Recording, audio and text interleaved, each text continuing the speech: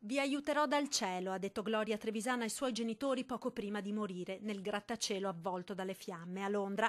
E anche per esaudire il desiderio della 27enne di Campo San Piero, morta assieme al fidanzato Marco Gottardi nel loro appartamento, che attraverso la nostra associazione dei Veneti schiacciati dalla crisi vogliamo dare un aiuto concreto alla sua famiglia distrutta dal dolore ed in serie difficoltà economiche.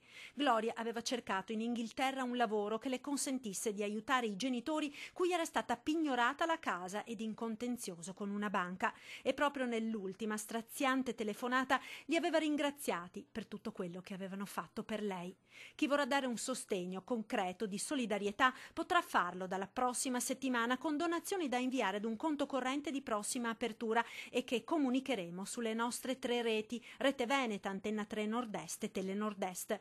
Aiutiamo la famiglia di Gloria Trevisan. È il modo migliore per ricordare e rendere omaggio a Gloria e a Marco, andati incontro ad un tragico destino, e ai molti altri giovani veneti costretti dalle circostanze a lasciare la loro terra e i loro affetti.